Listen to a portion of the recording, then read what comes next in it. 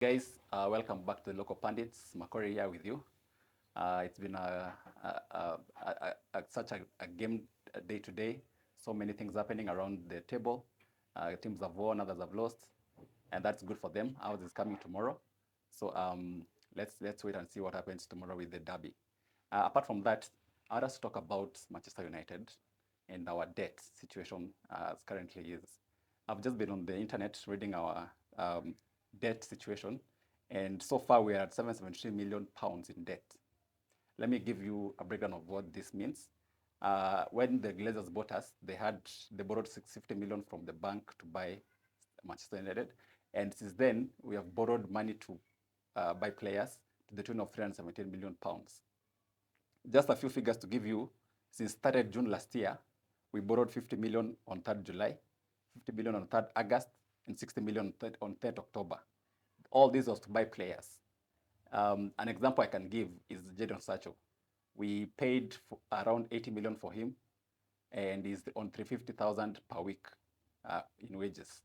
Now the problem with this is Jadon Sancho is at persona non grata in Manchester United right now, and we have to offload him maybe in January or the next transfer window.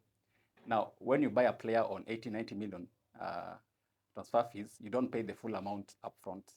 You agree with the team, it's going to be structured in 5 years, and this is the amount we'll pay each year for that person. Now, the context for that is you expect to get value out of this player for those 5 years at least. Now, what happens when you have to sell a player before those years, such as Jadon Sancho is, you have to pay the full transfer fees to the team and still sell him at a lower price than what you paid for him. And also, the wages that he is on, if he has signed a contract for 5 years, you have to pay all those wages for him up when he's leaving because he's owed that money. Now, the problem is that Jadon Sancho is a big loss for Manchester United. You've borrowed massively to buy him, and then you're selling him at a loss, and then you have to pay him his wages up to the end of his contract. And this is a problem that Manchester United is facing because so many of our players are at such massive wage bills per week. Take, for example, Rashford, we have Anthony, we have this guy from the French defender. Uh, I keep forgetting his name. Is yeah, Varane, Champions League Varane. But I mean, look at Varane. He's over 30 years, I think, and he's injury prone, but he's on around 300 to 350,000 per week. How do you give such a person those kinds of wages?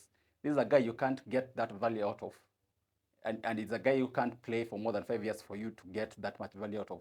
So this is a problem Manchester United is facing, that we pay guys too much, and then we can't offload them because they're not good enough. Yeah, you can't sell Rashford to currently is probably our most valuable player, but can he get into Manchester City and play and start as a starting 11? He can't. Can he get into Real Madrid? He can't. Can he get into Barcelona? Very, very unlikely. So this is a guy who you can't sell to a big club for big money, and those clubs can't pay the wages that we are paying him in Manchester United. So we are stuck with these players. We have to pay them massive amounts of money, and this is a big hole for Manchester United in terms of wages and our position, our financial position. So if you look at it, we're already at 773 million in wages in debts. How does this affect our buying power? How does it affect our investment in the club? How does it affect our progress in terms of football? Number one, you have to go back to borrowing to buy players. So this is already limiting the amount of money you can spend on a player. For example, Amrabat, we had to get him on loan. I mean, it was not because it wasn't a decision that was strategic. It was for lack of money. We couldn't afford to pay for him upfront, so we had to get him on loan. And then now we are trying to see how to pay for the full fees for him to come into Manchester United. And this is the kind of thing that is really, some of the players are looking at us and saying, I mean, I'm going to Manchester United, and these guys don't have enough money to pay for me upfront. How it's not doesn't make sense for me to go play for them because I know they don't have money to invest in the football club. They don't have money to invest in the progress of the club. So by that point alone, we'll be missing out on the best players in the market. Number two, when you have massive debts like that, a large chunk of your earnings is going back to paying those debts.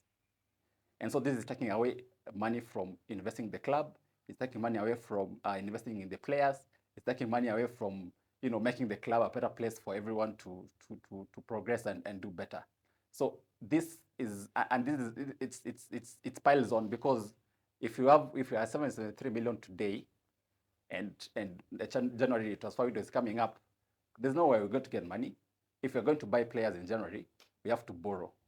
And also, if we're going to get rid of players in January like Jadon Sancho, it's still money spending. We are getting rid of Jadon Sancho, but we're still paying more to get rid of him, because you have to pay him his wages up front.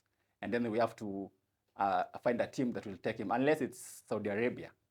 I mean, and I don't think Jadon Sancho is willing to go to Saudi Arabia in such a young age. I don't know whether he's just wants money, but he's a guy who wants to play in the highest leagues in the world. So for us, it's a big problem. We need to look at our wages. We need to restructure them. We need to talk to our players who are underperforming. Go and renegotiate those contracts. Tell them, we signed contracts with you, expecting you to take us to Champions League, expecting you to give us number of goals per season, expecting you to win us leagues, but that hasn't happened. So we have to look back at these wages and say, you haven't performed the way we expected you to do, and so we are going to try and trim these wages down to levels that we can are sustainable enough for the club. If you look at some of the other clubs like Arsenal and Manchester City and Liverpool, you will not find players on such high wages unless they're really good performers.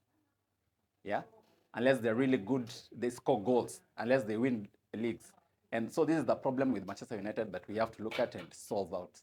So apart from that, the debt is unsustainable. We were hoping that the Qataris will come in and pay and clear the debt, but now with Sir Jim Ratcliffe, he's only buying 25%. The debt is still there, and for me, I feel like this is it doesn't help us, because for someone like Jim Ratcliffe, he's buying he's a shareholder, and he expects to be paid money on his dividends on the performance of the company. So at the end of the year, Sir Jim Ratcliffe will get money out of Manchester United.